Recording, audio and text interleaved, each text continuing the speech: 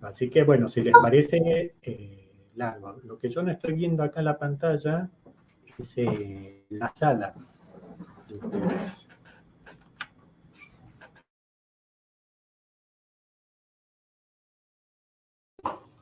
Figura como tribunal, pero están ahí.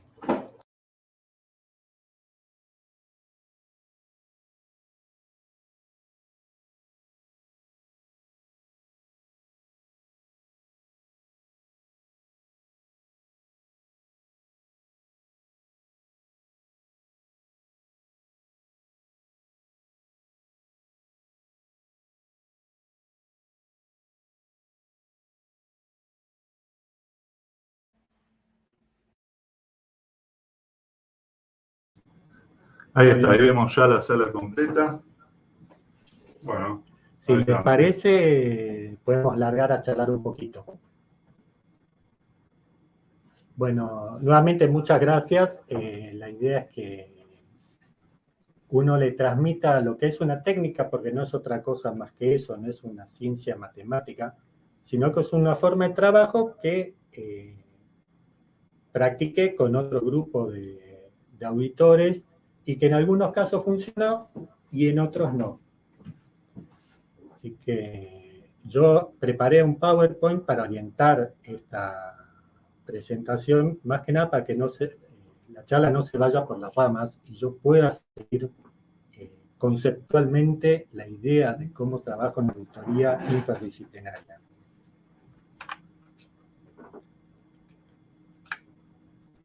Si uno empieza a hablar de los equipos, para entrar un poco en confianza con ustedes, yo preparé primero un juego. ¿Qué es este juego? ¿Ustedes conocen este juego? Sí. Bueno, sí, todos lo hemos jugado. Lo conocen, y ya que están en la sala, me gustaría que se pongan en grupo de 2 para que practiquemos un poquito este juego. Se pueden organizar entre los que están al lado y acá también en la sala de ustedes, mis nuevos compañeritos. Yo me quedé solo porque acá justo hay 4. Entonces, el juego consiste básicamente, lo conocen, uno tiene las manos... no me ven a mí la imagen, ¿no? ¿O sí? Va a poner dejar compartir. Ahí nos estamos viendo. Sí. Sí. Bueno, si yo le aprieto el dedo a él una vez, yo sumo un punto. Si él me aprieta a mí, suma otro punto. Yo quiero ver que ustedes hagan lo mismo. Y el objetivo acá es sumar la mayor cantidad de puntos posibles.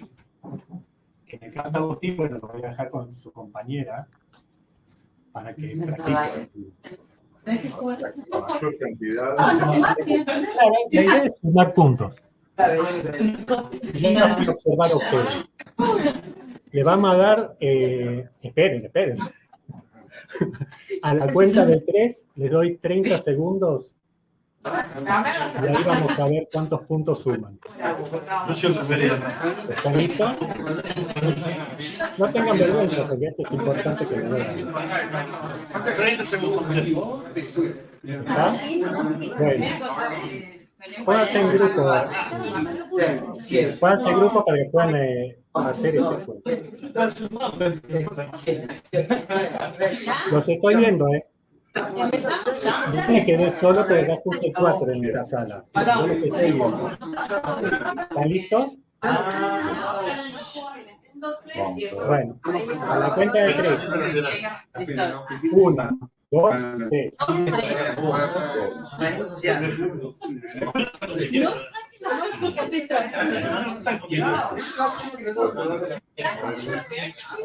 Y ahí la cortamos. Mi pregunta a ustedes es la siguiente. Perdón, está abierto el micrófono de la sala. Está abierto el micrófono de la sala. Porque se confunde todo. Si la imagen que yo les hubiera mostrado antes del juego hubiera sido esta, ¿el resultado del juego hubiera cambiado? ¿Cómo? El resultado de Antes de empezar el juego con ustedes, yo entré esta imagen. Claro. Sí. Sí, Empezaron el juego y algunos en realidad empezaron a competir entre ustedes. Y la pregunta es si es un juego, yo no les dije que tenían que competir. ¿Por qué de pronto no hicieron, no sé, uno así, 10? No me están viendo. Sí, Estuvimos moviendo. Yo no les dije que era una competencia esto, digamos. ¿Por qué de pronto no hicieron 10 para un lado, 10 para el otro? ¿Por qué no hicieron, por ejemplo, como Agustín y yo, que hicimos una y una, digamos? Se generó una competencia en realidad entre ustedes. Bueno, eso muchas veces pasa en auditoría interdisciplinaria. Es algo que justamente afecta a la auditoría interdisciplinaria y no es bueno que suceda. Y ahora les voy a explicar por qué. Compartir.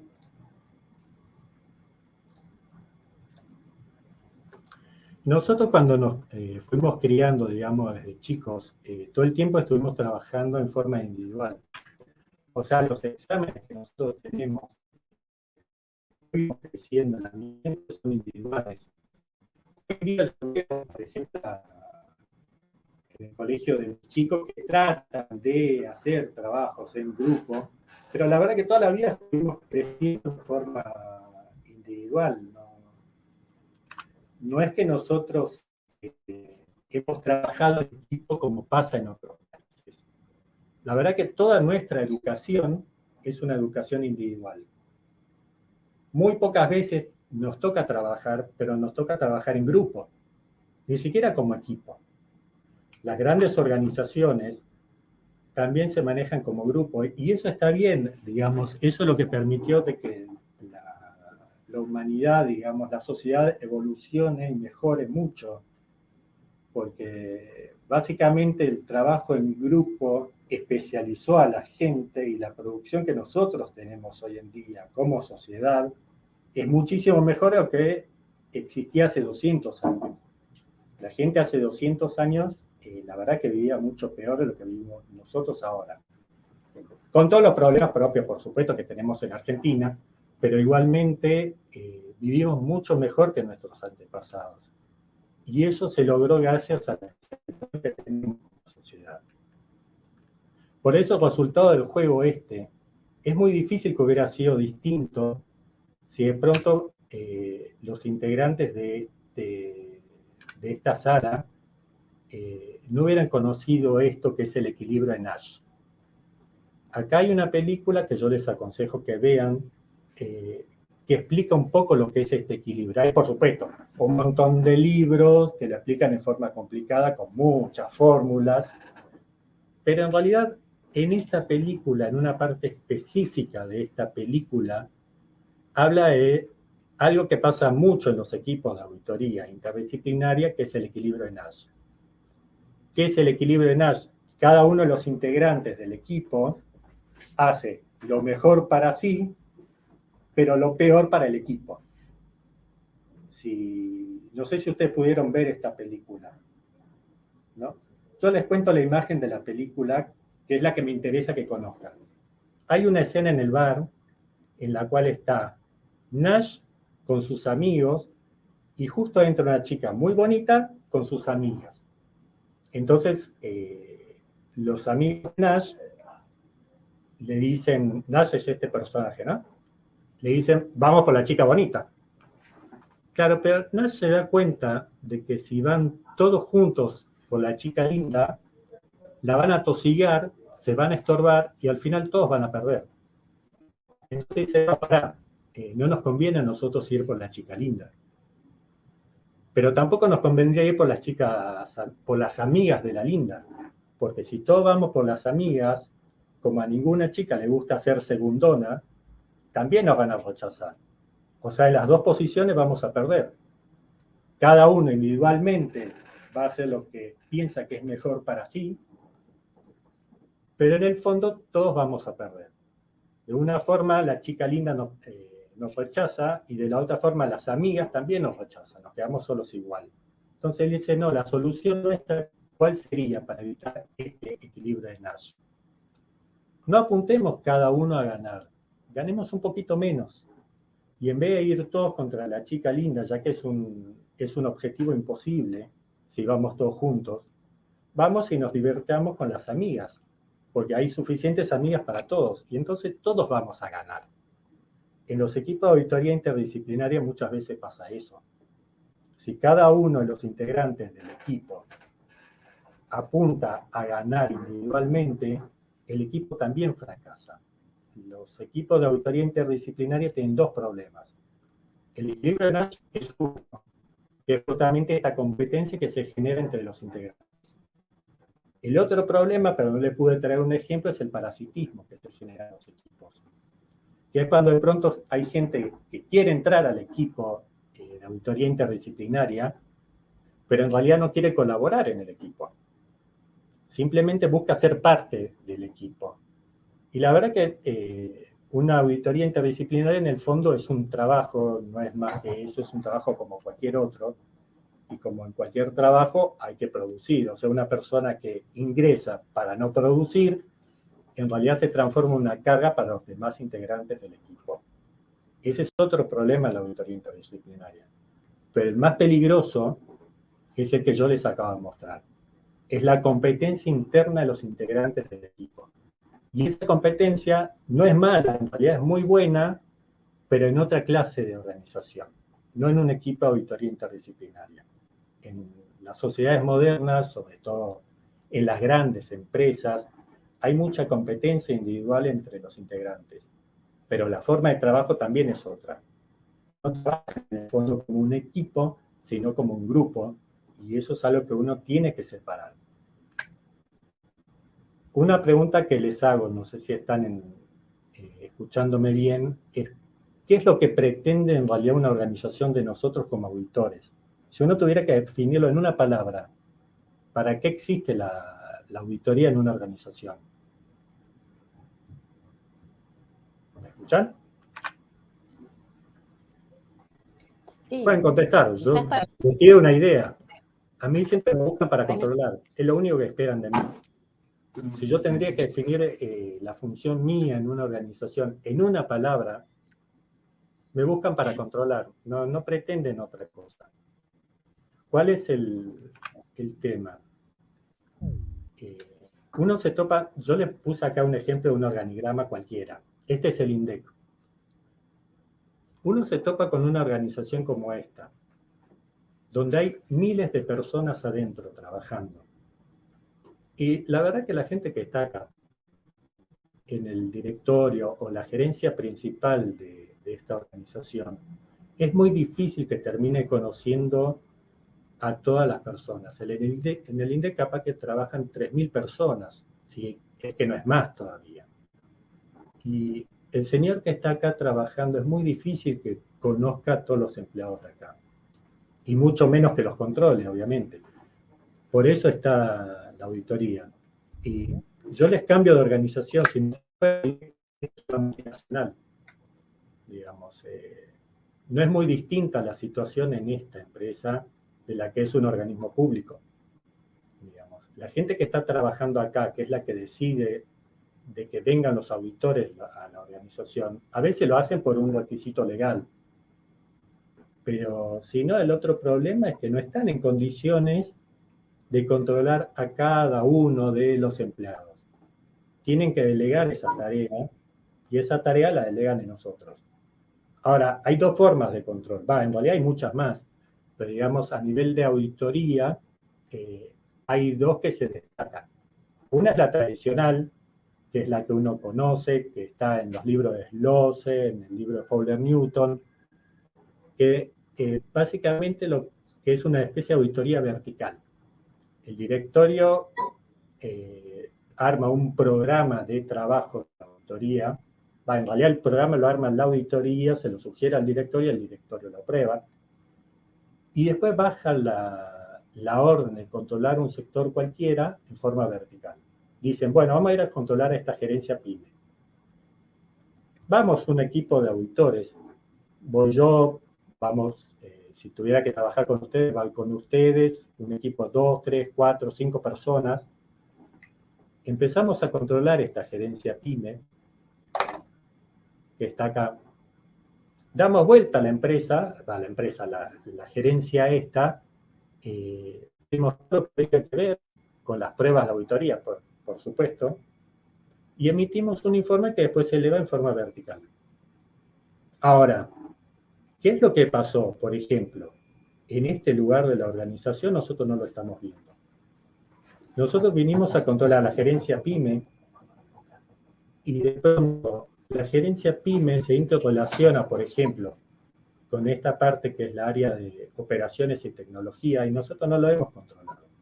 El problema en la auditoría tradicional versus la interdisciplinaria es justamente eso, que nosotros nos hemos especializado, porque no nos queda otra, digamos, el nivel de conocimientos y de exigencia que se nos exige como profesionales es tan alto que es imposible que cada uno individualmente pueda conocer todas las cosas que pasan en una organización. Les doy el ejemplo mío. Yo soy contador y la verdad es que sé muy poco de sistemas. Word, Excel y capaz que alguna base de datos. Pero lo que es el lenguaje de programación propiamente dicho, no lo conozco y es imposible que lo sepa. En una organización pasa muchas veces eso también. Cada una de las personas que trabajan en cada uno de estos sectores son especialistas en un tema. Saben mucho de ese tema, seguramente tienen posgrados y máster en ese tema, pero la organización es una cosa tan compleja que ellos no miran lo que pasa en otros lugares. Y por ahí también no lo necesitan. La forma de trabajo nuestra es la que se impuso después de la revolución industrial, en la cual se fueron especializando las profesiones de las personas. Ahora, ¿cuál es el tema de esta forma de trabajo? Cuando uno sigue una auditoría tradicional, como yo les dije antes, yo voy a saber muy bien lo que pasa en este sector, pero no voy a saber por ahí lo que pasa 2 pisos más abajo en este departamento. Y capaz que en este departamento hay algo que se le envía a este sector, que por ahí es una operación que no debería existir. Este sector la procesa muy bien, yo lo audité, dije que está bárbaro, y después sigue. La diferencia entre una auditoría tradicional y la interdisciplinaria es que la tradicional trabaja en forma vertical. En cambio, la interdisciplinaria se mete directamente en las operaciones de la empresa. ¿Qué quiero decir con esto? En la interdisciplinaria, yo voy a ver la interrelación de este sector con los demás sectores de la empresa. Es casi como si yo me olvidara de este organigrama. El organigrama existe, yo lo necesito saber, pero yo no me voy a olvidar de este organigrama. Me voy por las operaciones que siguen el circuito administrativo del organigrama. O sea, en vez de ver qué es lo que hace la gerencia de PYME, voy a preguntarme, a ver, si entra una PYME a esta empresa, ¿qué es lo que pasa desde que pisa la puerta de entrada de esta empresa hasta que tiene el producto final o el resultado final que se le entrega como cliente? Entonces, claro, voy a ver desde acá, seguramente después voy a saltar a este sector, para que salte acá, suba, según el tipo de complejidad de la operación, baje, salta a este sector y siga todo el circuito de ese cliente puntual hasta que se fue de la organización. Y entonces voy a descubrir cosas que justamente el modelo de trabajo nuestro, tradicional, no descubre. ¿Qué es esto? Yo en el libro mío puse esta foto, que es una foto muy, muy famosa, que en realidad no es argentina, es una foto de un libro, de una revista que se llama No Naturama. La foto se llama No es mi tarea.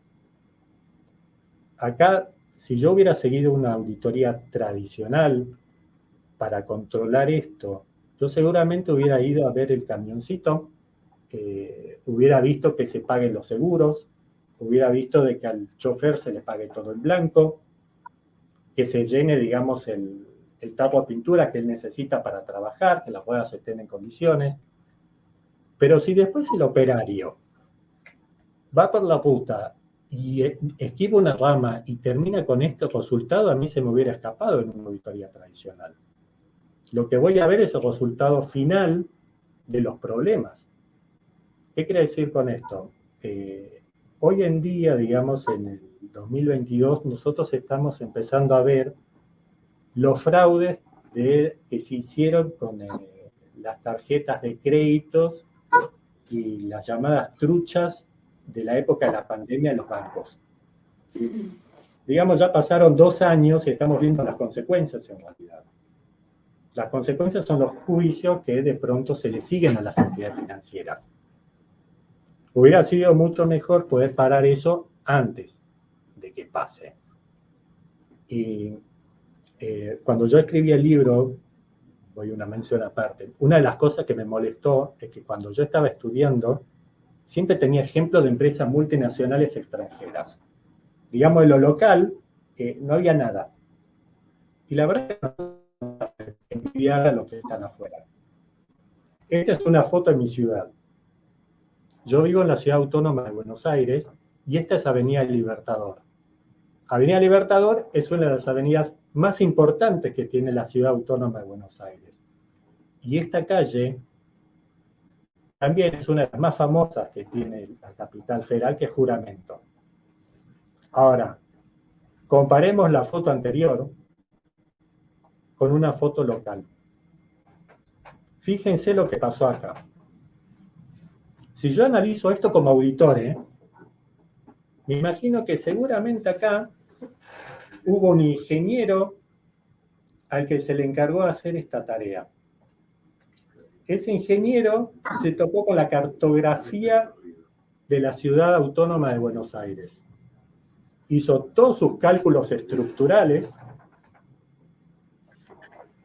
tuvo la aprobación del gobierno de la ciudad, pero cuando vino el operario con el camioncito, igual que en el caso anterior, metió este obstáculo en el medio de la ruta. O sea, si yo seguiría el camino normal del auto, digamos, tengo 2 opciones acá. O choco con este obstáculo de cemento y destruyo el eje de mi auto, o tengo que hacer una operación, digamos, que es físicamente imposible. O sea, yo tengo que llegar hasta esta esquina y el auto después se tiene que desplazar en una forma en la cual no está preparado. Tiene que irse a la izquierda. No sé si se me está viendo a mí en la pantalla. Sí. Si el auto está yendo derecho, tendría que desplazarse así, a la izquierda, para evitar chocar con ese obstáculo. El obstáculo que está enfrente. Y eso teniendo suerte de que justo no se le cruce un auto. Porque si hay un auto que anda por acá, se lo lleva puesto.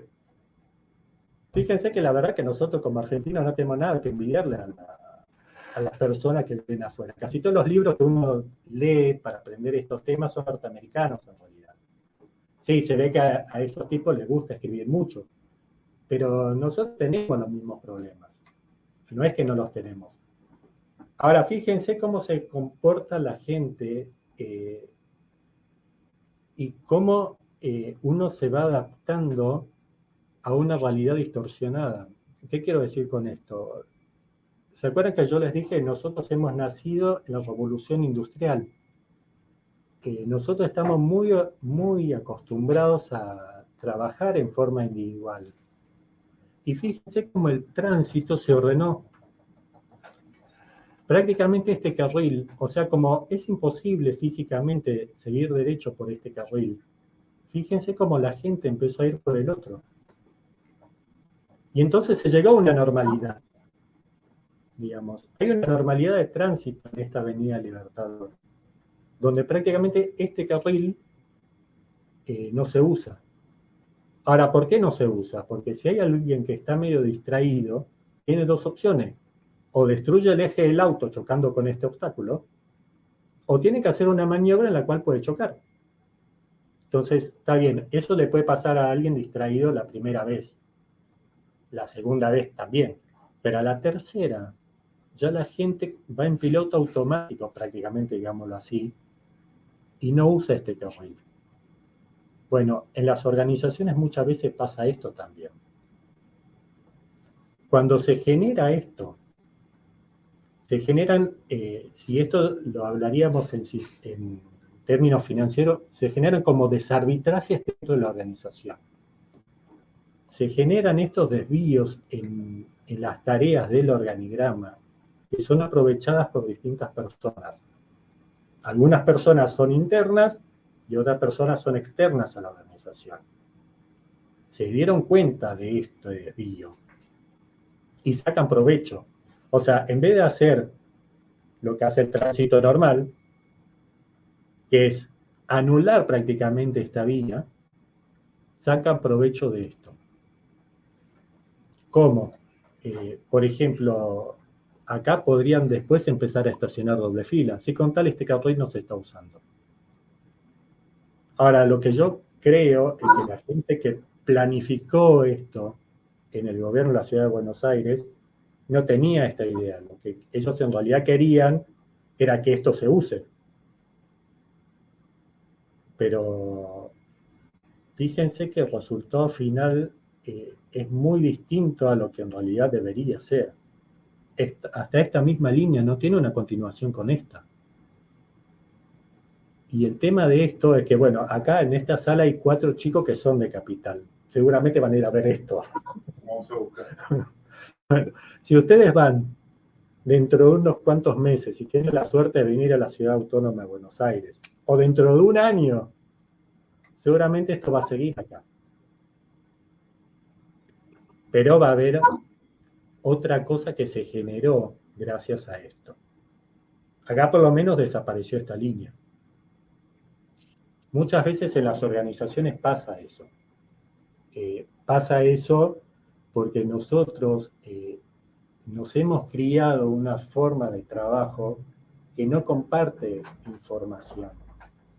Entonces, el operario que terminó haciendo esto al final, seguramente no le dijo antes de instalarlo al técnico que lo diagramó que estaba este problema. Y el técnico, aunque le hubiera dicho, tampoco le hubiera importado mucho, porque ella cumplió su tarea, entregó el plano, se aprobó y se llevó adelante la obra. Entonces tampoco no tenía forma de cambiar esta consecuencia.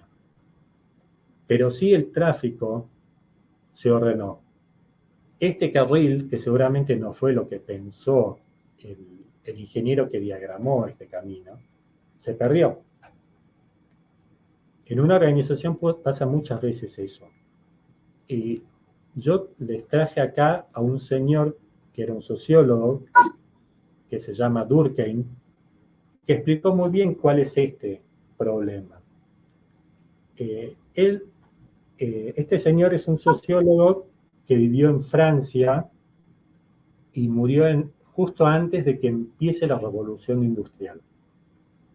Él vivía en un sector en donde eran todos granjeros. Entonces él decía que, por lo menos, definió un concepto que es de solidaridad, pero no el concepto de solidaridad que nosotros conocemos normalmente. O sea, si a mí me dicen solidaridad, lo primero que me viene a la cabeza es, bueno, hay que hacer una donación. Eso para Durkheim es una solidaridad social, digamos, hacer una donación. Pero él decía que la solidaridad es la forma de comportarse de una persona en una sociedad, en realidad. Lo que hace que esa persona esté en equilibrio con la sociedad y la sociedad en equilibrio con él al mismo tiempo. Entonces él dijo que hay 2 clases de solidaridad. Una es una solidaridad mecánica y otra es una solidaridad orgánica. La solidaridad mecánica es la que existe en la familia, por ejemplo. Cuando yo estoy en casa, digamos, somos todos todólogos, todos hacemos algo. Digamos, yo a veces lavo, a veces cocino, digamos, le ayudo a mi mujer con los chicos, vamos a buscarlos en el colegio. Pero cuando yo estoy en una organización, La solidaridad es distinta, la solidaridad es orgánica. ¿Qué quiero decir con esto? Cuando se produjo la revolución industrial, la sociedad pasó de tener una solidaridad mecánica en donde las granjitas de las familias hacían todo, a una solidaridad orgánica cuando se generaron las grandes organizaciones. Que por supuesto eso permitió que la sociedad crezca mucho, nosotros vivamos mucho mejor. La solidaridad orgánica es mucho mejor que la mecánica. Justamente por eso es que existe y se impuso sobre la mecánica. La solidaridad mecánica es, por ejemplo, el almacencito que uno tiene donde hay una familia que lo atiende. Todos hacen de todo. O sea, está el hombre con la mujer y los hijos que hacen de repositores, te atienden la caja, te acomodan, te dan vuelto, hablan con los proveedores, todos hacen todo. Esa es la solidaridad mecánica. En esa época, acuérdense, las campiñas de Francia en el comienzo del siglo. Si la familia fracasaba en esta solidaridad mecánica, si no le salía bien la cosecha, se morían de hambre. En cambio, en la solidaridad orgánica no pasa lo mismo. O sea, para darles un ejemplo muy, muy burdo de cuál es la diferencia entre uno y otro. Yo hoy, para venir acá a hablar con ustedes, me tomé el colectivo. Ahora, yo fui con la tarjeta SUBE, que es la forma que tenemos nosotros de pago en Capital. Apoyé la tarjeta SUBE, el chofer me permitió pasar, me senté en el asiento y me trajo hasta acá, hasta las oficinas de sus compañeros en Capital. Claro, pero el chofer y yo somos un equipo porque nosotros hayamos compartido, no sé, 50 minutos de viaje. No, en realidad no. O sea, yo podría haberme tomado otro colectivo. El chofer me podría haber dejado clavado también si quería. No hay una dependencia mutua. Además, el resultado final para el chofer, estamos tan lejos uno de otro. A pesar de que me he sentado en un asiento de lo que él manejaba. O sea, el resultado final mío para él era muy distante. ¿Qué les quiero decir con esto? O sea, yo fui y pagué con la SUBE. Ahora, ese dinero que estaba representado en mi tarjeta de embarque, digámoslo así, que representa la SUBE, en realidad estaba depositado en una entidad financiera, donde hay otro grupo de personas que lo administran. No es dinero mío en el bolsillo mío que yo le di al chofer. Cuando yo puse la tarjeta en la máquina, el dinero se giró de una organización, que es esa entidad financiera, a otra organización que es la que administra los fondos de este sistema SUBE. Esa organización se la giró también a otra organización que es la empresa de colectivos. En la empresa de colectivos seguramente hay un departamento personal, que es el que liquida el sueldo al chofer que me llevó a mí. El departamento personal debe haber pedido a contaduría, que seguramente tiene contaduría o facturación, que le diga si hay fondos suficientes para pagarle el sueldo a este chofer. Y encima el pago del sueldo del chofer tampoco es el momento en el que yo pago el boleto de colectivo, sino que es una vez al mes. Cuando llegue el momento del pago del chofer, si de pronto no hay fondos suficientes depositados en otra organización que no es la empresa de colectivos, no se le giran los fondos a la cuenta. Si contaduría le dice a la parte personal que no hay fondos suficientes para pagarle el sueldo a este empleado, si contaduría dice sí, personal envía la orden de pago a contaduría o facturación, que a su vez le envía la orden al banco y el banco transfiere los fondos de la cuenta global de la empresa a la cuenta personal del chofer que manejaba el colectivo. Y ahí se le acreditan los fondos. Fíjense qué distantes que estamos uno de otro.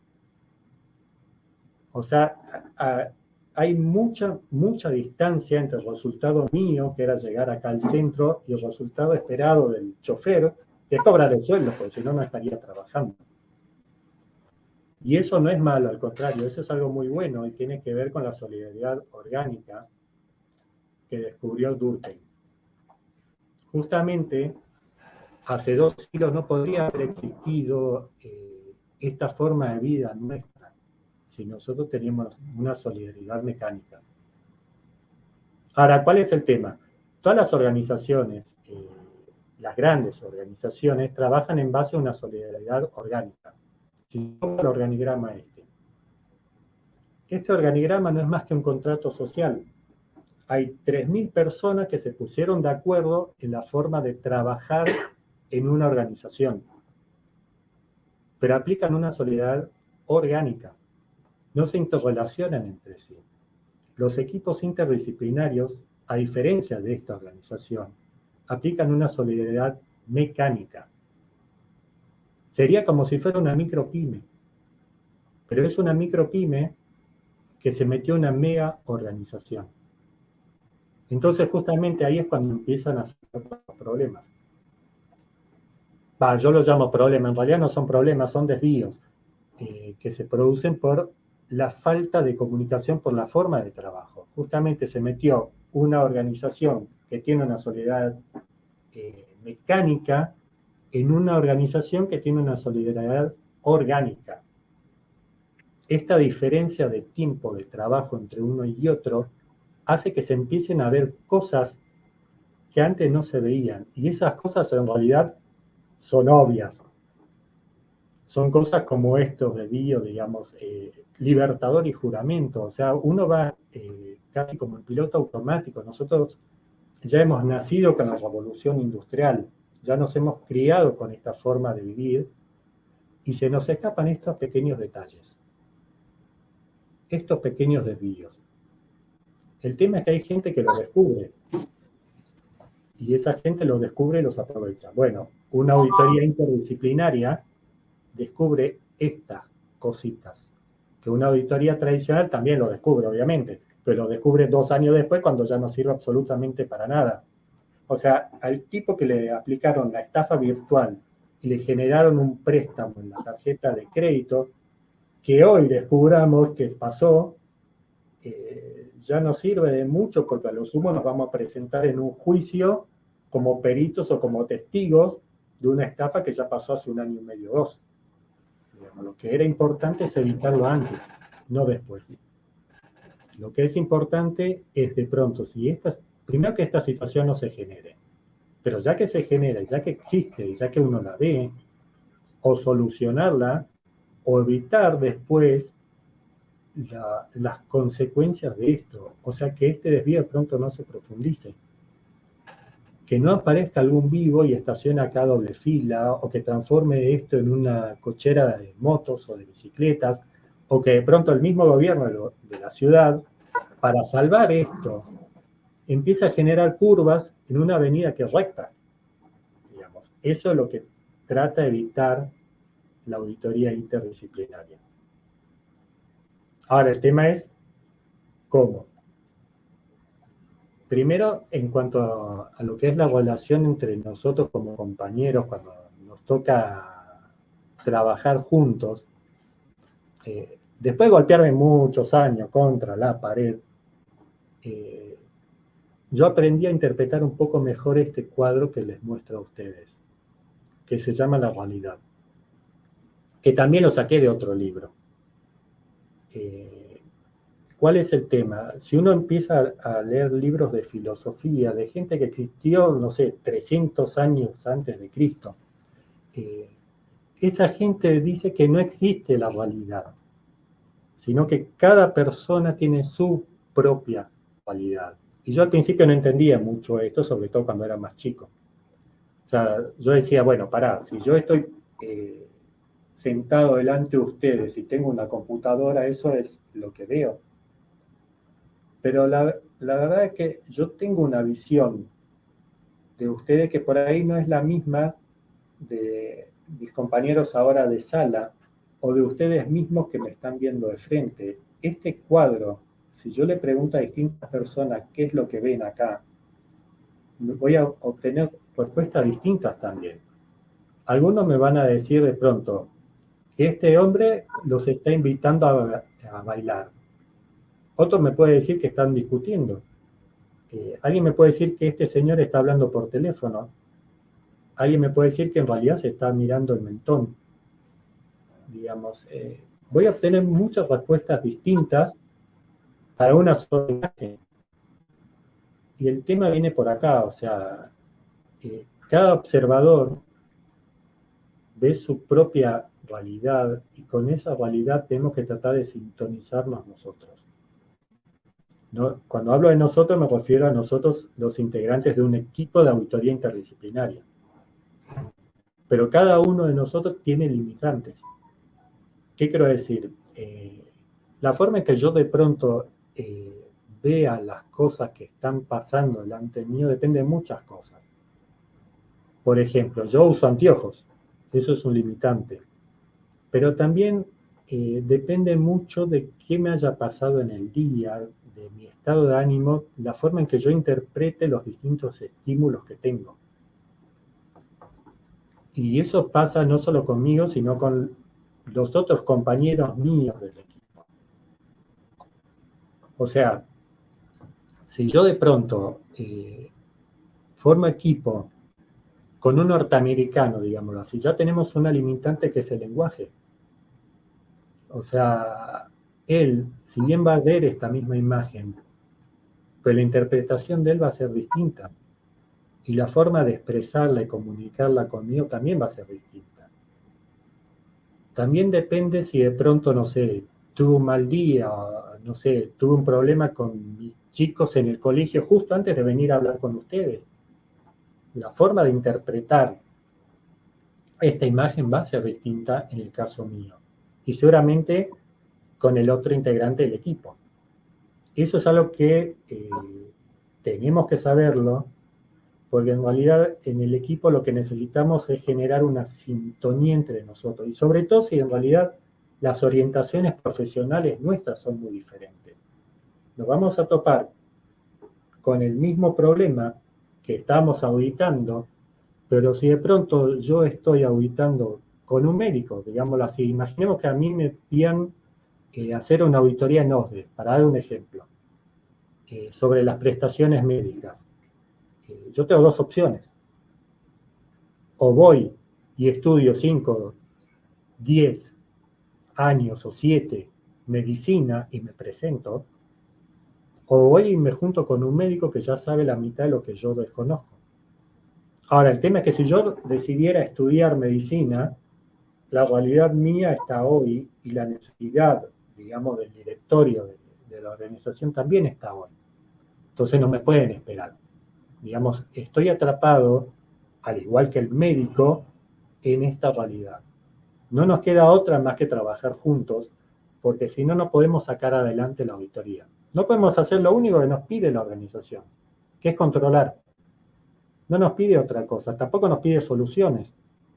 Simplemente que nosotros vayamos y veamos cosas, patrones de comportamiento que no son los esperados o que incluso son perjudiciales para la organización y que los informemos.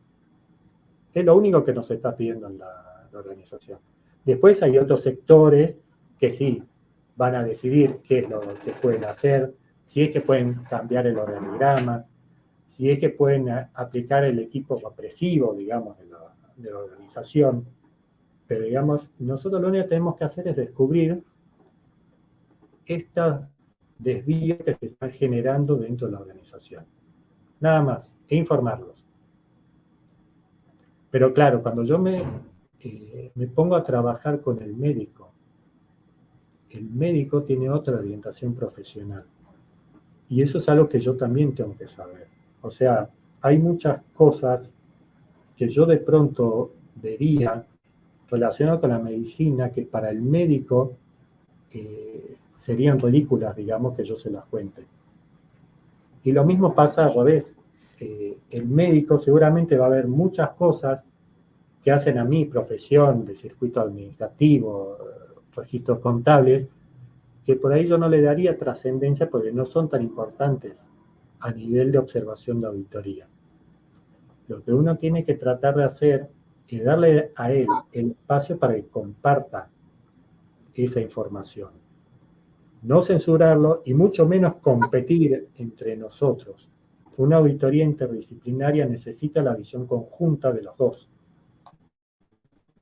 Acá yo hice más o menos un cuadrito que complementa esto, de qué cosas impactan en la forma de que tenemos para ver la realidad. No es lo mismo que yo de pronto esté haciendo una auditoría, por ejemplo, en estas oficinas que son muy bonitas, que están en microcentro, que de pronto me vaya a una empresa petrolera que esté en Jujuy, en el medio del desierto para trabajar. Por supuesto no voy a estar vestido así, pero mis compañeros tampoco. Y el lenguaje también va a ser otro. Todo este tipo de cosas tenemos que tenerlas en cuenta para interrelacionarnos entre los integrantes del equipo. No solamente el plano profesional, sino el plano personal. Si de pronto yo estoy trabajando, no sé, con un compañero al que les doy un ejemplo grosso, pero espero que nunca les pase, al que se le murió la madre, por ejemplo, hace una semana. Tengo que saber eso. No porque vaya a solucionarlo, sino para saber que la interpretación que él de pronto haga de esta realidad puede estar condicionada. Porque por ahí él no está en condiciones de ir y presentarse a interpretar la realidad. ¿Qué quiero decir esto? Si uno pudiera hacer un mapa del conocimiento de las personas, digamos, yo me pongo a trabajar con alguno de ustedes en la sala, digámoslo así. Nos mandan a auditar, no sé, una empresa X, no sé, un banco que hay por ahí en el sur. Y somos dos. Imaginemos que mi compañero o mi compañera es la auditora A y yo soy el auditor B. Ahora, si mi compañera es de sistemas, yo ya sé que soy contador, digamos, y que de sistemas soy medio nulo. Hay una parte de cosas que nosotros sabemos que son mutuamente complementarias. O sea, algo de computación sé. Y ella algo de económicas también sabe. Eso yo lo representé como este sector. A-B. Ahora, ¿cuál es el tema de la auditoría interdisciplinaria? Lo que yo necesito de mi compañera o compañero es esta parte. Lo que de pronto sabe por su orientación propia de ser alguien de sistemas y no me está diciendo, y él lo que necesita es esta parte mía. Lo que yo sé, por todo lo que yo estudié, digamos, y no le está diciendo. Ahora, ¿cuál es el problema que tenemos los dos? Que yo no sé lo que él no sabe.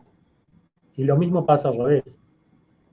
Digamos, el compañero mío, digamos, si tiene la orientación de sistemas, no sabe hasta dónde llega mi conocimiento de sistemas. Y yo no sé hasta dónde llega el conocimiento de él. Lo que necesitamos es comunicarnos muy bien entre los dos. Necesitamos generar un espacio de comunicación en el cual, si yo le pregunto cosas que sean ridículas, pero que para mí sean importantes, él no me censure. O sea, imagínense de pronto, si yo tengo un compañero al que le pregunto, no sé, para ver algo de sistemas, si X más Y da Z, y en realidad es una fórmula que no existe, si la respuesta que yo tengo de él es una burla, o dispara mi pregunta, por ejemplo, a mis jefes, claro, la primera vez yo por ahí la voy a dejar pasar, la segunda vez también, pero la tercera ya no le voy a preguntar más nada. Me voy a centrar yo acá. En realidad lo que necesitamos generar es un espacio en el cual yo no lo censure a él, ni él tampoco me censure a mí.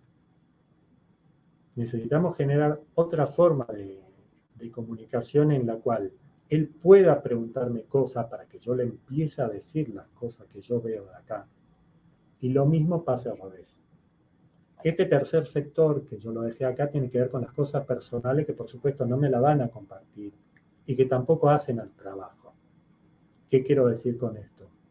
La forma en que está organizada la familia, las cosas personales de mi compañero, salvo que sea algo muy grave que influya en el trabajo, en el fondo no me interesa como compañero saberlas. Si la comparte y estamos en confianza, muy bien, pero yo solamente con esta parte, para mí es suficiente. Yo tengo que lograr esto. Cuando uno logra esto en un equipo de auditoría interdisciplinaria, se expande el conocimiento del equipo. Y justamente esta es la ventaja de la auditoría interdisciplinaria. Por supuesto, hay fórmulas matemáticas, ¿no?, que dicen que es imposible que este círculo se expanda completamente hacia acá. O sea, no es posible de que él adquiera todo el conocimiento que tengo yo acá, ni tampoco pasa lo mismo por eso. O sea, yo no puedo adquirir todo el conocimiento que tiene mi compañero de sistemas. Pero sí podemos expandir el conocimiento mutuo del equipo. Y ahí es cuando el equipo de auditoría interdisciplinaria se transforma en algo mucho mejor que un grupo. Porque la diferencia entre las organizaciones que trabajan en forma orgánica y los equipos de auditoría que trabajan en forma de colaboración, digámoslo así, es justamente esto. Los especialistas de los sectores no saben mucho de lo que pasa en las otras oficinas, ni siquiera en el otro piso. Yo sí tengo la posibilidad de verlo. Y sí puedo saber qué cosas está haciendo sistemas que influyen en el trabajo de pronto del centro de, no sé, de préstamos de un banco, y lo mismo que hace el centro de préstamos de un banco que influye en sistemas si yo logro esta clase de comunicación con mi compañero. Pero para eso tengo que tener mucho cuidado con los equilibrios de Nash. Si nosotros empezamos a competir entre nosotros, este círculo se achica. Yo no le voy a dar la información que hay acá, y él tampoco me va a dar la información que hay acá. El problema del equilibrio de Nash es justamente ese, en los equipos interdisciplinarios. O sea que uno tiene esta solidaridad mecánica que es la que decía Turkheim. ¿Cuándo se da esta solidaridad mecánica en un equipo de auditoría interdisciplinaria? Cuando perdemos todos. ¿Qué quiero decir esto? Al chofer que me llevó en el colectivo le da lo mismo si me llevaba a mí o no. Él no perdía nada. Y a mí también me da lo mismo si yo me tomaba ese colectivo o me tomaba cualquier otro. Ahora, en un equipo de auditoría, cuando les da lo mismo, están trabajando de una forma orgánica. Si no les diera lo mismo, o sea, no habría un resultado final del equipo, sí sería una solidaridad mecánica. Por eso es que a veces esta forma de trabajo también es un poco desgastante, porque nosotros fuimos criados en una solidaridad orgánica, básicamente. Existe la solidaridad mecánica en el mundo, en general, pero generalmente lo vemos en otra clase de trabajos, que hay muchos, pero no sé por qué en auditoría no está tan desarrollada. Para dar un ejemplo, o sea, si yo tengo la desgracia de caer en una guardia intensiva de un sanatorio, vamos a tener un equipo interdisciplinario. Van a estar los médicos, que también tienen distintas profesiones, van a estar los enfermeros, va a estar la gente de limpieza, va a haber gente que esté cuidando toda la aparatología para mantener el delicado equilibrio de mi cuerpo, para que no me muera. Pero en auditoría no sé por qué no hemos seguido a la par de las otras profesiones en la cual este trabajo interdisciplinario sí se da. Digamos, es como que nos quedamos un poco en el tiempo. Si uno ve el libro que desarrolló, no es que hay muchos otros libros después que hablen de este tema. Creo que no hay ninguno. ¿Ustedes encontraron alguno? No. digamos. Es como que no vende.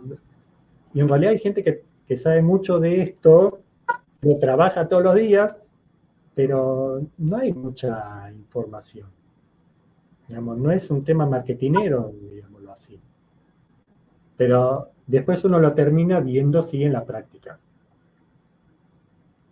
¿Qué es lo que uno ve cuando empieza a trabajar como un equipo interdisciplinario? Lo que quiero decirles primero es que no es que un sistema es mejor que el otro, ¿eh? Se complementan. ¿Y por qué se complementan? Porque muchas veces también es desgastante trabajar en una auditoría interdisciplinaria. Uno está muy acostumbrado a trabajar y a veces quiere trabajar solo, no quiere trabajar en equipo. Entonces es importante que si uno está en esos momentos en los cuales no quiere formar parte de un equipo, es mejor que lo diga y trabaje en forma orgánica, digámoslo así, y no como parte de un equipo interdisciplinario.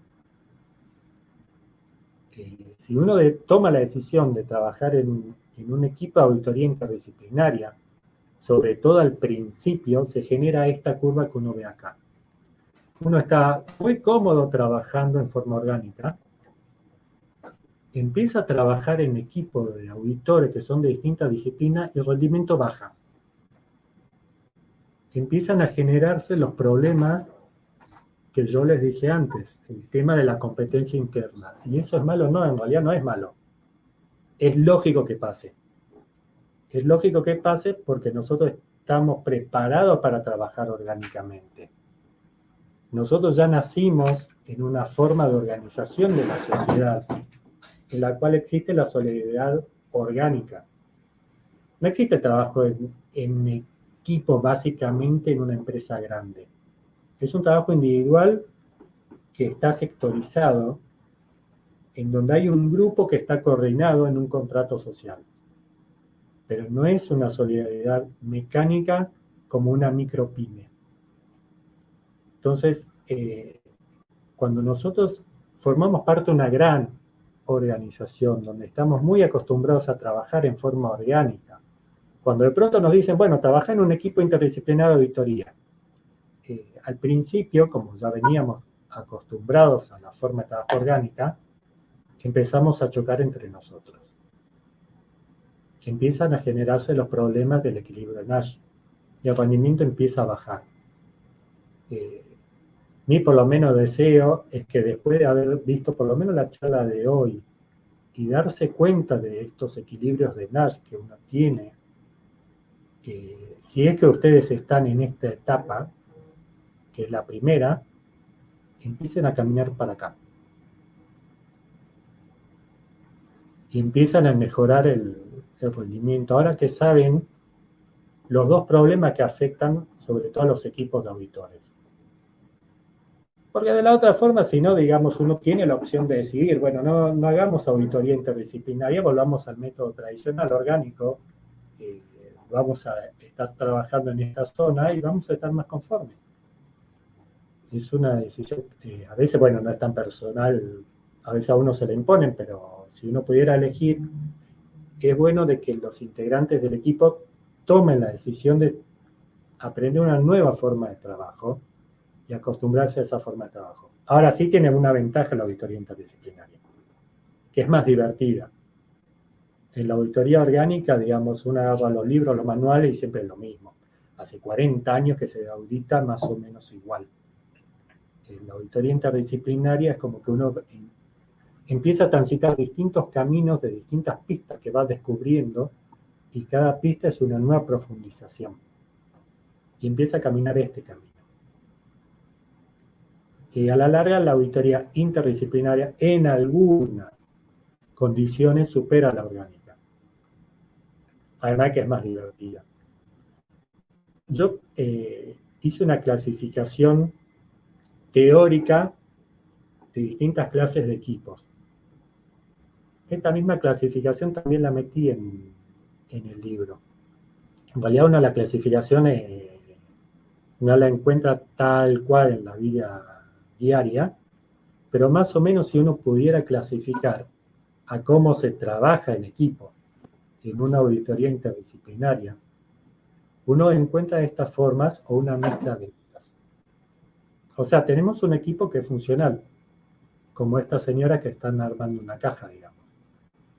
Esta podría estar haciendo unas pruebas de auditoría, esta otras que complementan a la anterior, y esta resumiendo el resultado, digamos así. Acá tenemos un equipo sincrónico. El equipo sincrónico funciona cuando los dos auditores son muy parecidos y se pueden complementar. Pero uno de pronto sabe más que el otro de un determinado tema. Entonces a veces uno lidera y a veces no lidera y lo acompaña. El equipo celular, uno muchas veces lo ve también en los colegios. Para dar un ejemplo, en el colegio donde van mis chicos, hay un profesor de cada tema, pero después hay un gabinete psicológico donde se reúnen los profesores y analizan los distintos temas. En un equipo celular de auditoría también pasa muchas veces esto. Hay distintas especialidades muy puntuales, pero después empiezan a armar reuniones y concentran la información en un solo resultado. Puede ser el equipo de apoyo a una estrella, por ejemplo. O puede ser un equipo en donde cada uno individualmente no tenga nada que ver uno con otro, pero esté sincronizado por alguien que los ordena. Ahora, ¿qué es lo que tienen en común todos estos equipos? La solidaridad mecánica. ¿Qué quiero decir con esto? Que si triunfan o fracasan, fracasan todos acá. Digamos, si en esta primera imagen alguna no trabaja, no se la caja. Acá, si uno de los dos falla, se caen los dos. Que hablar de un equipo celular es muchísimo más complejo. Digamos, este equipo de apoyo de la estrella, digamos, no saldría el concierto si el vocalista no tendría un equipo que lo acompañe. Y por supuesto, si uno ve a alguien que esté dirigiendo una orquesta, la orquesta, cada uno de los integrantes de una orquesta individualmente, no puede sacar la música. Necesita alguien que los dirija. Ahora, después, en la práctica, uno encuentra una mezcolanza de estas clasificaciones. Esos son los ejemplos que les voy a mostrar ahora. Acá tenemos un equipo. No sé si ustedes logran ver esta imagen. ¿Qué equipo tenemos acá?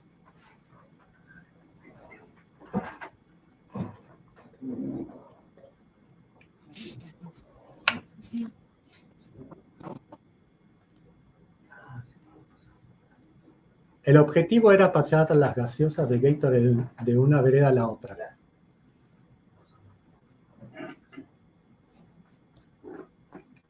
Este equipo es muy parecido a este.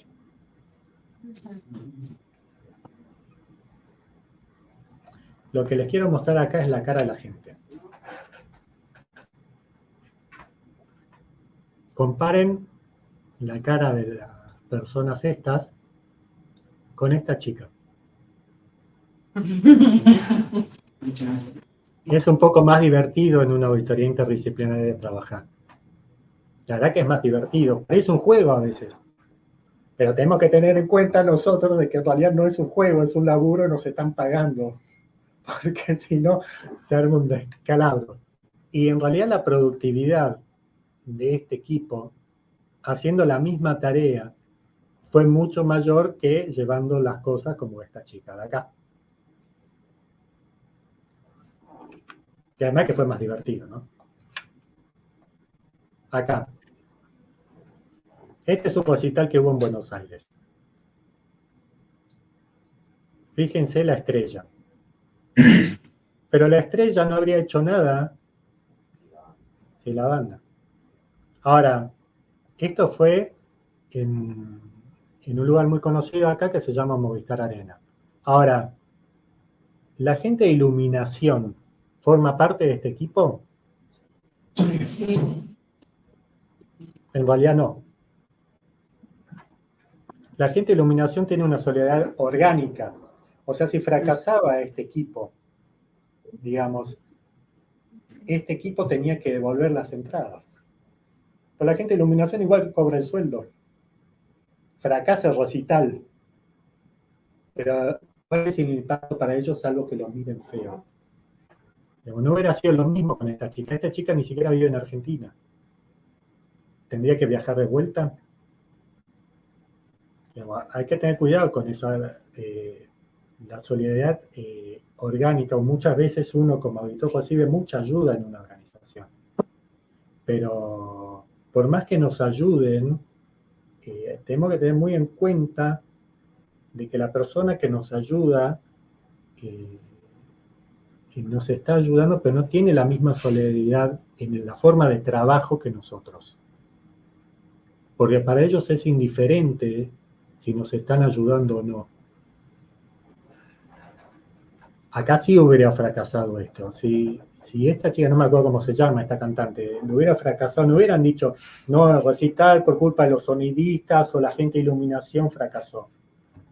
Hubiera sido el fracaso de esta cantante el problema. En el diario hubieran dicho, el recital, creo que era Nicky Nicole, me parece, se llama esta chica. El recital de Nicky Nicole fracasó. Chau. Se suspendió el recital que hace poco pasó. No me acuerdo si era de Justin Bieber. Justin Bieber suspendió los shows. Ahora, no fue todo el equipo, ni tampoco los lugares donde él estaba trabajando, digámoslo así, si uno considera a él como un trabajador. Porque no es que los lugares donde él tenía contrato para ir y cantar salieron como un fracaso de postergación. Van y contratan con otro. Pero Justin Bieber sí dicen que fracasó. Fíjense esto. Esta es una foto de por acá cerca de esta oficina. Qué lindo que es la solidaridad orgánica y mecánica, ¿no? Uno la empieza a ver. Acá tenemos una mezcla de solidaridad mecánica y orgánica al mismo tiempo. Acá tenemos un equipo, una estrella, que es esta chica de acá, que la están preparando para dar un comercial, supongo yo, una publicidad. Fíjense el equipo de apoyo a la estrella. Ahora, este policía que está acá, en realidad no tiene una solidaridad mecánica con ellos. Sí, está cumpliendo una función, pero es una solidaridad orgánica. Forma de cuerpo policía, está cuidando la seguridad en general del lugar. Fíjense cómo acá se mezclan dos equipos distintos, porque tenemos el equipo de apoyo de la estrella, y este señor que está acá atrás es el director. Se mezclan estos equipos. ¿Qué les quiero decir? En la práctica no es que esto es tan lineal como uno lo ve en las clasificaciones. Y a su vez va cambiando.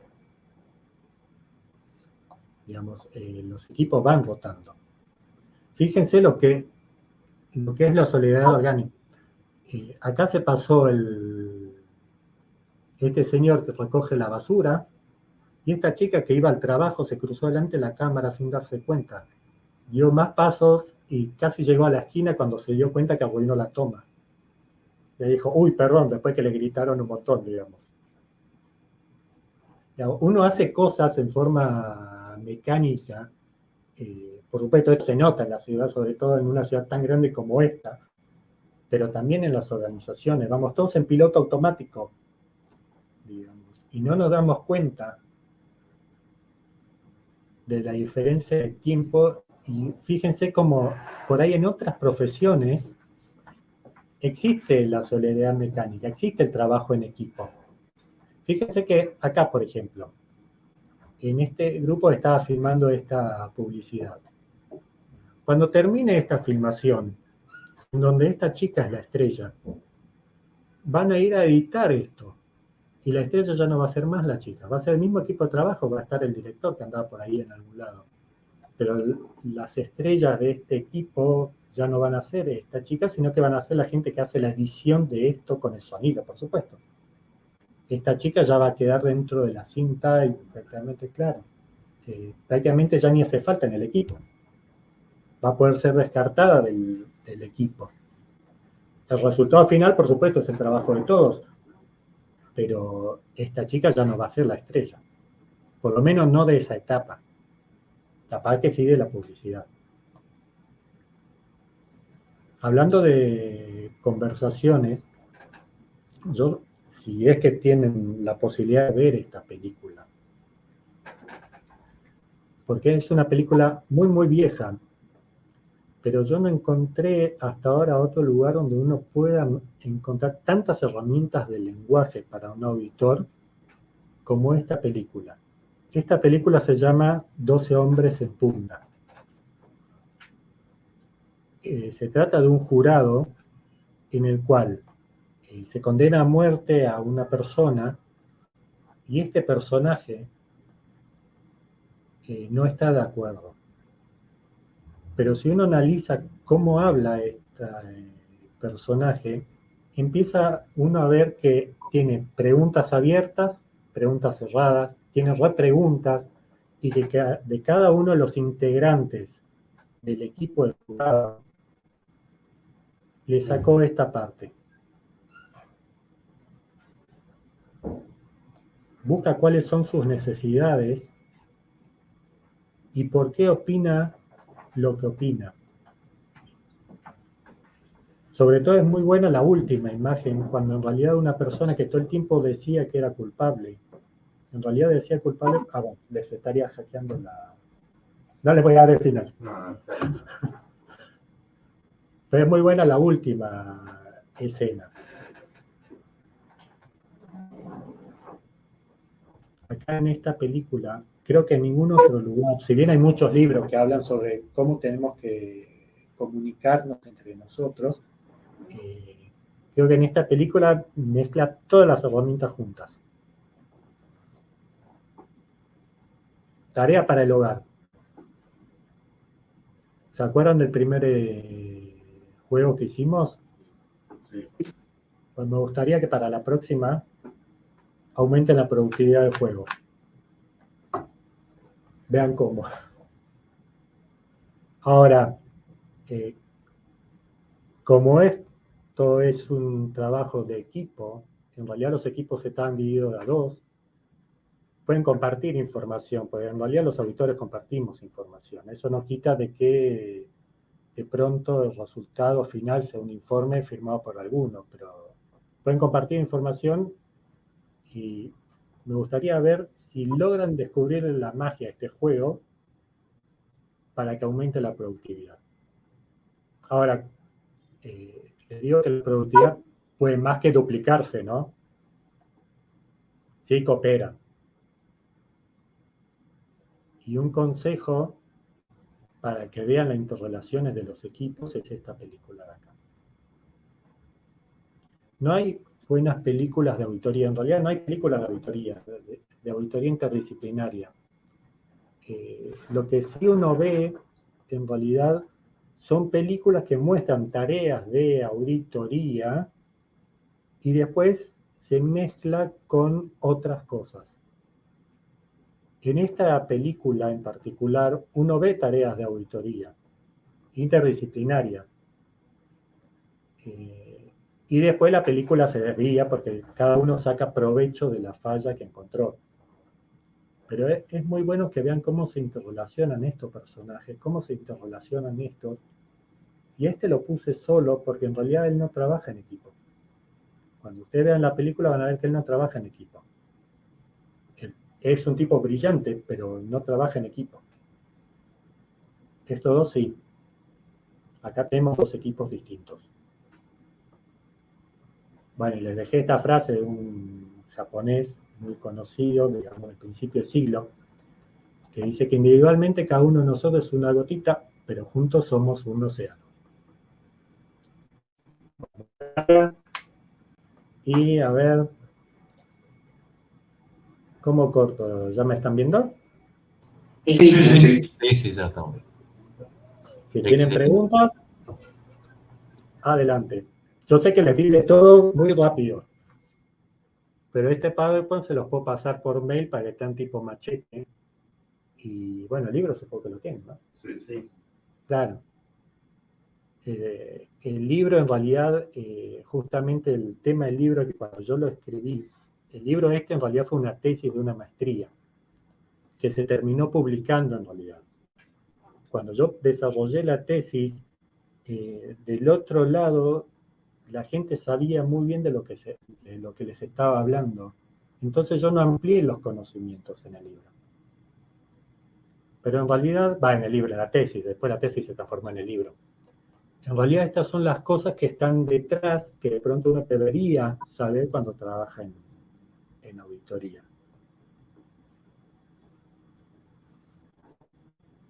Gabriel, fue importante, interesante cuando nos contaste qué auditoría había dado pie a que vos escribieras. Eso sí. Eso es bueno que lo sepan. Sí. ¿Cómo surgió la tesis en realidad? Yo hago auditoría desde, no sé, casi mientras estaba estudiando en la universidad. O sea, no es que elegí ser auditor. La vida me fue llevando, digamos, a hacer esto, porque enganché el laburo primero en un lugar, después enganché trabajo en otro, y después me fueron llamando de otro. Y siempre me manejé en tareas de auditoría, aunque en algunos momentos me quise salir, pues después la realidad me volvió a meter. Cuando escribí la tesis, en realidad, la idea de la tesis vino de un fracaso de un trabajo de auditoría. O sea, por supuesto, en ese momento no había ningún tipo de bibliografía sobre trabajo de equipo en auditoría. Existían el libro de Sloss, el libro de Fowler Newton, pero cómo tienen que trabajar internamente los auditores no existía. Y yo me topé con que estaba haciendo una auditoría con gente de sistemas. En el lugar donde estaba trabajando, por supuesto, una gran organización con más de 3.000 empleados y muy importante, digamos, en el país, había un departamento de auditoría de sistemas y había un departamento de auditoría, digamos, contable, y también había un departamento de auditoría legal. A mí me tocó trabajar en un equipo de auditoría interdisciplinaria entre sistemas y lo contable. Entonces, yo ya conocía a los chicos de sistema, porque en esta organización además hay un club donde nos encontramos, o sea, somos amigos. Digamos, no es que era gente que nunca había visto. Entonces, esta gente que yo apreciaba, digamos, con la cual yo ya tenía contacto y a su vez nos conocíamos de distintos cursos que estuvimos haciendo, yo pensé que íbamos a trabajar muy bien en equipo. Y justamente pasó todo lo contrario. El trabajo fue tan malo en esta auditoría interdisciplinaria que la gente de sistemas, la gerente de sistemas, terminó largando un informe y el departamento de auditoría contable terminó largando otro informe y los dos informes no se relacionaban. Y en realidad la tarea fue conjunta de sistemas y la parte contable, los contadores. Ahí es cuando yo me dije, pucha, ¿qué fue lo que pasó acá? Porque si nosotros estamos trabajando juntos, claro, ¿dónde está la falla, digamos? Y nos llevamos bien, o sea, nos encontramos en los ascensores. Bueno, ahí fue cuando descubrí el equilibrio de Nash. Encima esta era una organización pública. Yo me acuerdo que hasta había una pelea de quién firmaba a la derecha o a la izquierda del informe. Fíjense qué cosa ridícula, digamos, pero hasta de eso se peleaban. Y fue tan grande la pelea que directamente salieron dos informes. Un informe de auditoría de sistemas y un informe de auditoría contable. Entonces ahí fue cuando yo me dije, bueno, a ver, investiguemos esto. Justo estaba haciendo una maestría. Y en la maestría uno siempre termina la maestría con una tesis. Y la verdad que a uno le exigen en las maestrías que la tesis sea original. Dije, bingo. No hay nadie que se pone a pensar qué pasa con los equipos de auditoría. Y yo sí tenía el conocimiento, porque además yo estaba en contacto con gente que hacía auditoría, y a su vez nos cruzamos en otras organizaciones, nos cruzamos en el Consejo Profesional de Ciencias Económicas, y me ponía a hablar con otros auditores. Y ahí fue cuando se desarrolló esta tesis. Yo hice, me acuerdo que eran cerca de 60 o 100 y pico de preguntas, y fui con ese formulario de preguntas a hablar con distintos auditores de distintas empresas grandes que tuvieron que hacer auditorías interdisciplinarias. Entonces hablé con la gente de Pistrelli, que es un estudio muy grande de auditoría, con la gente de Price, porque también los conocía a los chicos. Yo ya tenía contacto con los socios de los estudios. Estuve con distintos bancos, donde también hay un equipo de auditoría interno, la gente de AFIP, la gente de rentas, digamos, distintas multinacionales. En esa época existía Pecom Energía, me acuerdo, donde yo ya hice auditoría, que es la vieja Pérez Companco, hoy en día creo que es Petro, no, hoy es Pampa es. Yo ya hice auditorías en esa empresa y es como que quedó un contacto. Entonces fui con esa encuesta a hablar con todas las personas y es cuando empecé a descubrir, gracias a Dios, porque si no, no me recibía, digamos,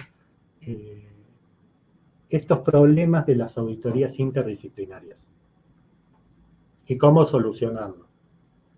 Digamos, esta tesis terminó siendo premiada en la universidad y el Consejo Profesional lo transforma en un libro. Lo que me extraña es que todavía no haya nadie que haya escrito sobre esto. ¿Y qué tomo de cada sector?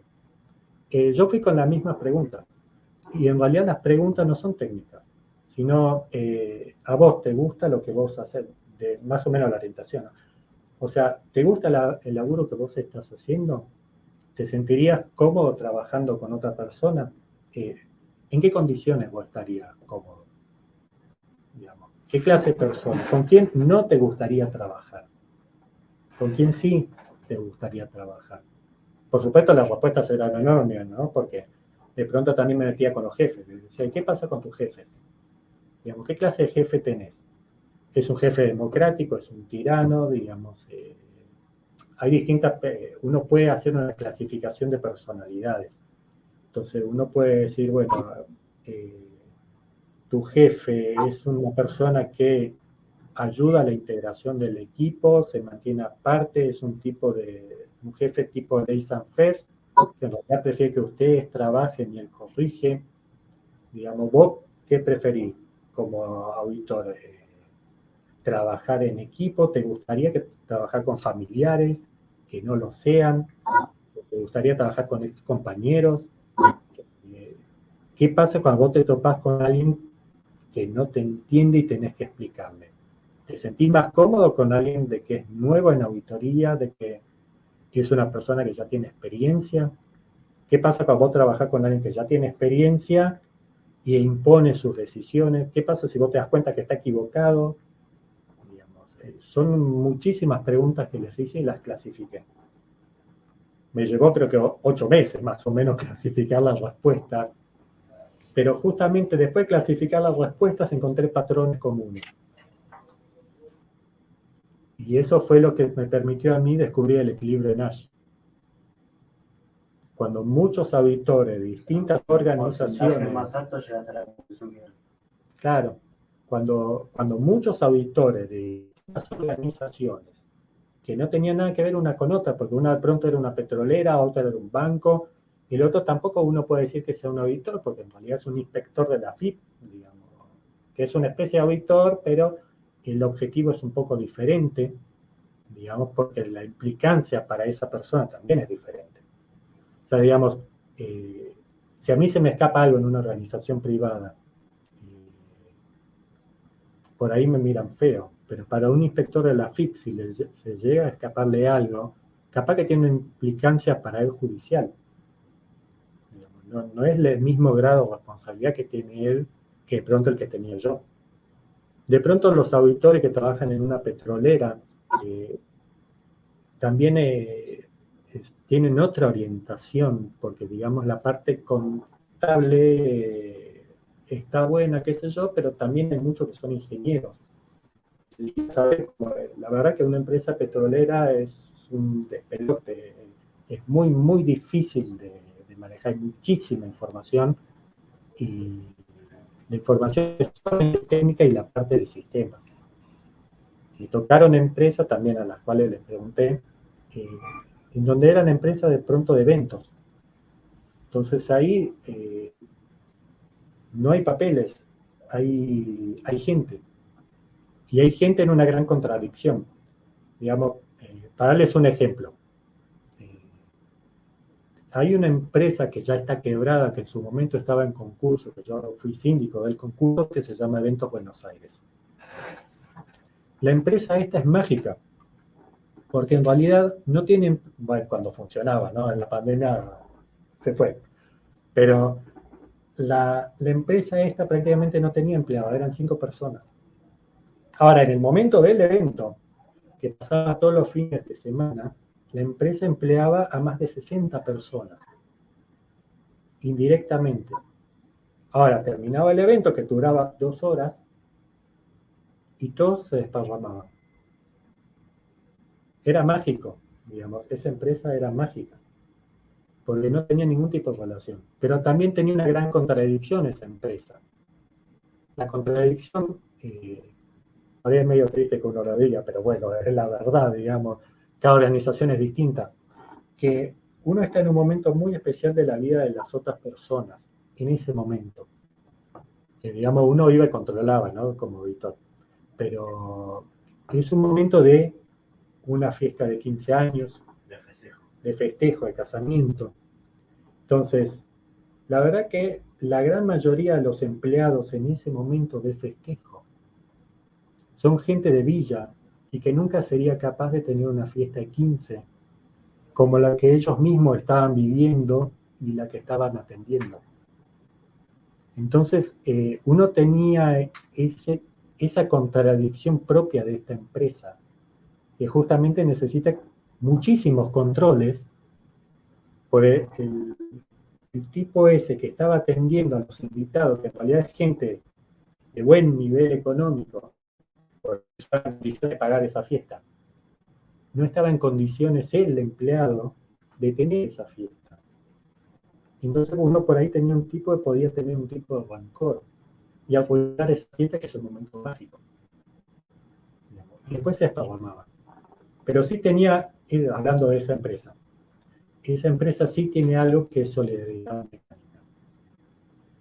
El dueño de la empresa esta le decía a cada uno de los empleados cuando lo contrataba: mira, nosotros te vamos a convocar a vos para tal fiesta, tal día, tal hora, en tal lugar. Si vos laburás bien, te voy a volver a llamar. Si vos no haces nada, o yo veo algo medio extraño, o a mí el auditor me dice algo, nunca más pisás este lugar. Entonces se genera una solidaridad mecánica, se matan por atender.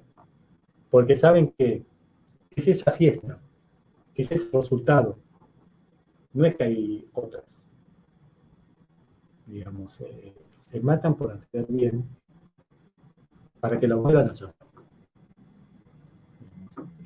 Esa es la ventaja. Pero uno tiene que tener mucho cuidado porque pronto, que creo que es el ejemplo que les di a ustedes, por ahí una botella de vino para el tipo representa medio año de sueldo a veces.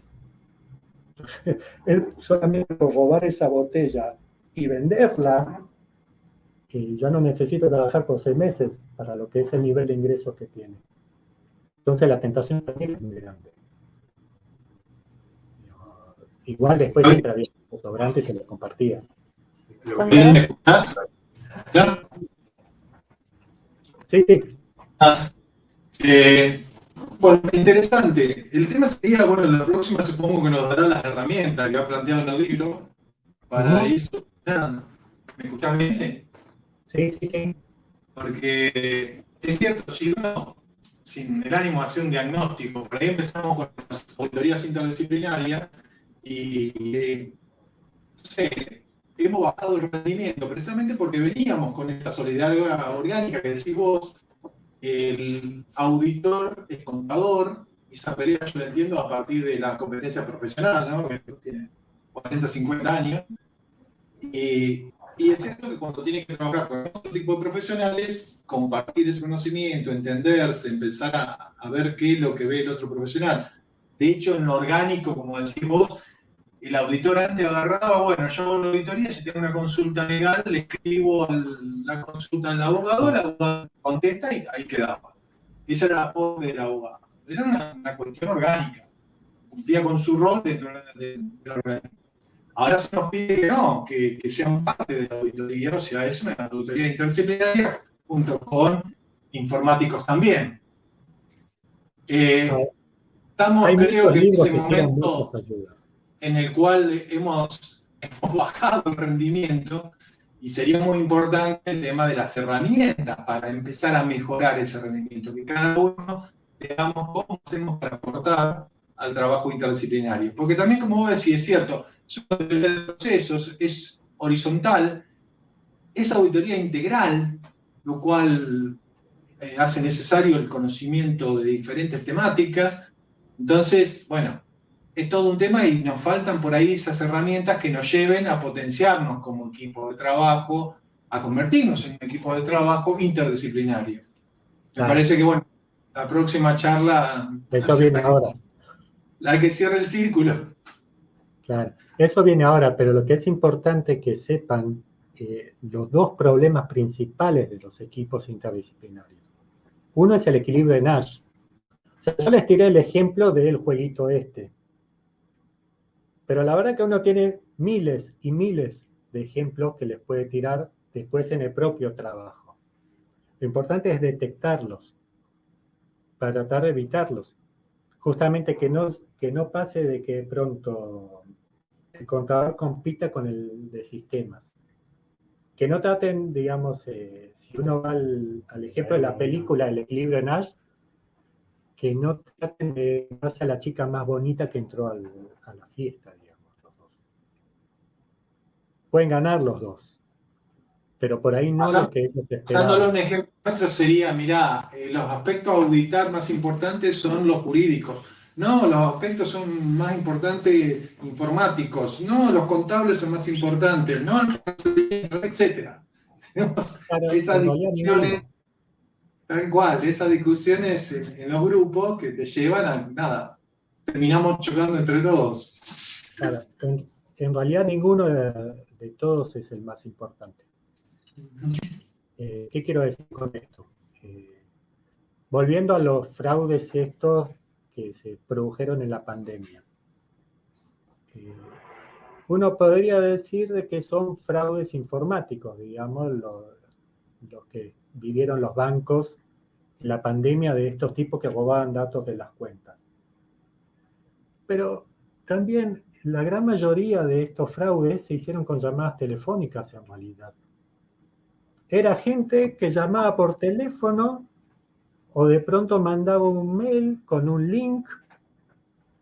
Después del otro lado el cliente bancario apretaba y se abría la página y él solo empezaba a poner los datos. O él solo brindaba la información por teléfono, digamos. Entonces, claro, por un tema de marketing, me parece a mí, dicen que son fraudes informáticos. Pero la verdad es que no.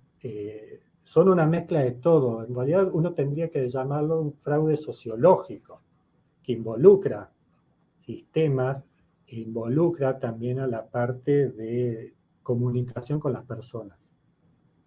Es muy importante que uno también sepa como auditor de que a veces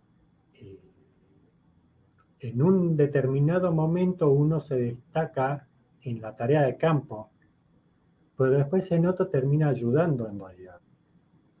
No sé si se acuerdan de la filmina de la chica que estaba filmando la publicidad. Ese es un muy buen ejemplo para un equipo de auditoría. Porque hay un momento en el cual la chica es la estrella, pero después la chica ni siquiera va a intervenir, que es cuando empiezan a editar esa producción. Lo mismo pasa también con las profesiones nuestras, si de pronto yo me mezclo a hacer auditoría con alguien de sistemas.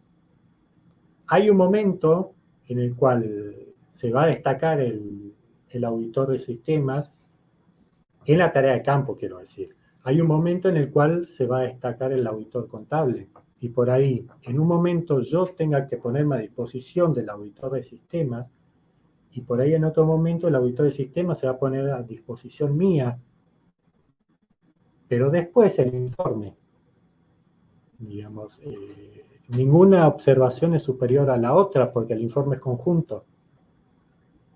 Y si él no pone su observación en el informe, o yo no pongo la mía, la verdad que al receptor del informe no le importa si la observación de sistemas está antes que la observación de contable, o la observación contable está antes de la de sistemas. Le importa la observación. Resultado. Claro, el resultado, digamos. Entonces, es muy importante evitar los equilibrios estos de Nash, de decir, a ver, bueno, ¿cuál es la más importante? La verdad que no, porque si uno empieza a competir para ver cuál es la más importante, justo entra en el equilibrio de Nash, entra en la competencia y al final, el informe final, que es lo único que nos pide la organización, que también es medio frustrante decirlo, pero semanas o meses de trabajo termina por ahí en un informecito de 5 hojas, digamos, pero es lo único que nos piden, digamos, que ese informe tenga observaciones y que esas observaciones sean relevantes para el sector o para el directorio según la organización en la cual estemos trabajando. Digamos, es lo único que nos está pidiendo la organización. Después, si están ordenados primero los de sistemas y después los de contables, al sector receptor de esa información mucho no le importa, sinceramente. Le importa que hay una observación, hay algo que la auditoría le dijo, y que de pronto, bueno, puede tomar la decisión de corregirla o asumir el riesgo de dejarla pasar. Pero eso ya nos escapa como auditores. Nosotros simplemente tenemos que marcarle lo que a nosotros nos parece que no va. Y internamente en los equipos, si llegara a haber peleas, hay que resolverlas mucho adentro y que no tendrían que trascender de los equipos.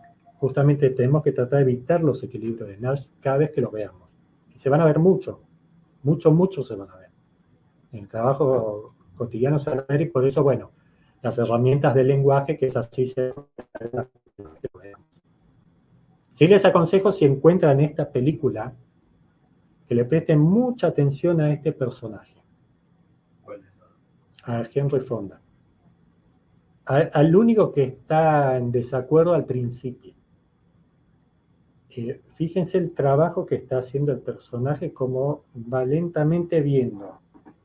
Primero los datos que son objetivos de lo que le dice cada uno de los interlocutores, de lo que son subjetivos, y a su vez de cada uno de los interlocutores va viendo cuáles son las necesidades que le plantean, que no tiene que ver con el trabajo. Por ejemplo, apenas empieza la película esta, me acuerdo, la primera observación que le hacen a él es que una persona que dice que es culpable dice, bueno, digamos que es culpable y vámonos porque está el partido y no sé qué historia, dice, y nos lo vamos a perder. Entonces la primera vez que desactiva ese primer mensaje dice, bueno, pará, estamos condenando a muerte a una persona y el partido es de 3 horas y lo discutimos un poquito, vemos y vas a llegar a tiempo al partido. ¡Tum! Desactivó el elemento subjetivo del mensaje del otro integrante de lo que sería ese equipo de 12, digámoslo así, y fueron a analizar si lo objetivo, que es al fin y al cabo para que él lo citara. A ellos, que son el jurado, no lo citaron para charlar, lo citaron para ver si una persona era culpable o inocente, y si era culpable lo condenaban a muerte. Esa es la película. Ahora, la primera observación que le hacen a él era que no de vueltas son 11 personas que dicen que es culpable y él es el único que está diciendo que es inocente. El primero le dice, apúrate que nos tenemos que ir para el partido. Entonces el otro dice, no, pará, fíjense, sin ir al choque. Hay muchas herramientas de lenguaje para evitar ir al choque, ¿no?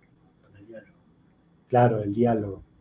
Él lo que vio del otro personaje es que la necesidad del otro personaje no era resolver la verdadera necesidad, no era resolver el conflicto si la persona era culpable o inocente, sino llegar a tiempo al partido.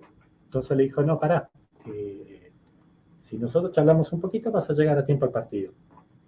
Se desactivó la necesidad subjetiva del personaje. Y después sí, van a empezar a analizar lo objetivo, que es al fin y al cabo para lo que lo citaron. Hay muchas herramientas de lenguaje. En eso también hay mucha bibliografía. Yo en el libro también metí muchas. Y hay muchas más. De eso hay mucho escrito, sí. Esa película es muy, muy interesante justamente porque uno como auditor se topa mucho con esto. Se topa muchas veces, independientemente del trabajo interno con los equipos, se topa después con los ataques de los sectores cuando uno les dice las cosas que no quieren escuchar. Entonces, cómo desarmar la parte subjetiva del mensaje y dejarlo objetivo es muy importante también para un auditor. Es así, la vamos a tener. Si logran ver esa película, la van a descubrir. Es muy difícil, yo sé que es difícil. La película es muy vieja, pero no hay otra.